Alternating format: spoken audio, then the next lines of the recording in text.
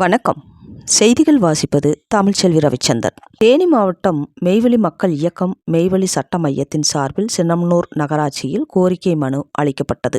நிறுவன தலைவர் வழக்கறிஞர் வேதம் சந்திரபோஸ் அவர்களின் ஆணைப்படியும், தேனி மாவட்ட தலைவர் வழக்கறிஞர் செல்வலட்சுமி அவர்களின் பரிந்துரையின்படியும், மாவட்ட செயலாளர் தினேஷ் அவர்களின் ஒருங்கிணைப்பில், மாவட்ட அவைத்தலைவர் முத்து அவர்களின் தலைமையில் சின்னமனூர் நகராட்சியில் உள்ள மின் மயானம் முறையாக பராமரிக்கப்படாததால் பணியாளர்களுக்கு தேவையான உபகரணங்கள் இல்லாமல் சடலம் ஒன்றுக்கு ரூபாய் 5100 வீதம் அதிக கட்டணம் வசூலிப்பதை தடுத்து நிறுத்த வேண்டும் என்றும், மேலும் விறகு பயன்படுத்துவதால் சுற்றுச்சூழல் மாசு ஏற்பட்டு மக்களுக்கு நோய் ஏற்படக்கூடிய அபாய நிலையை தடுக்க வேண்டும் என்றும் சின்னமனூர் நகராட்சியில் ஆணையாளர் அவர்களிடம் கோரிக்கை மனு அளிக்கப்பட்டது.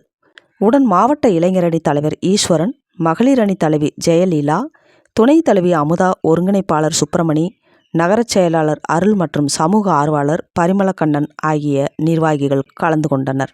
செய்திகளுக்காக இந்தியா மீடியா அசோசியேஷன், ISCUF மாநில குழு உறுப்பினர், union of press media communication மாநில அமைப்புச் செயலாளர், அகில இந்திய விவசாய அமைப்பின் மாநில ஊடகப் பிரிவு அமைப்பு துணைத் தலைவர், தமிழக ரிப்போர்ட்டர் தினப்பத்திரிகை மாநில செய்தியாளர், அரசு செய்தி மாவட்ட செய்தியாளர் ஆனா வீரசிகாமணி.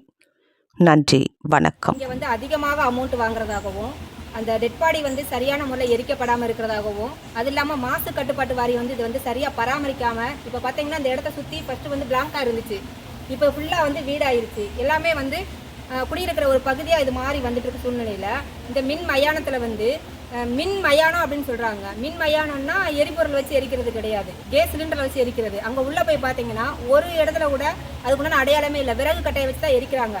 ஸோ அதன் மூலம் தான் இந்த புகையெல்லாம் வெளியே ஸ்ப்ரெட் ஆகி வந்துக்கிட்டு இருக்கு. இது மாசு கட்டுப்பாட்டு வாரியம் பார்க்குறாங்களா இல்லை பார்க்கலையா, இதில் வேற எது பிரச்சனை இருக்குது, நகராட்சியில் எதுவும் பிரச்சனையா, இது மக்கள் பிரச்சனை, மக்களோட சுகாதார பிரச்சனை, அவங்களுக்கு நோய் ஏற்படுறதுக்கான 100% வாய்ப்புகள் உள்ள ஒரு இடமா இப்போ இந்த மின்மயானம் மாறிட்டு வருது. இதை நகராட்சியும் தமிழக அரசும் தேனி மாவட்ட நிர்வாகமும் எல்லாமே கவனத்தில் கொண்டு இதை சரி பண்ணி கொடுக்கணும்னு எங்கள் அமைப்பு சார்பாக கேட்டுக்கிறோம்.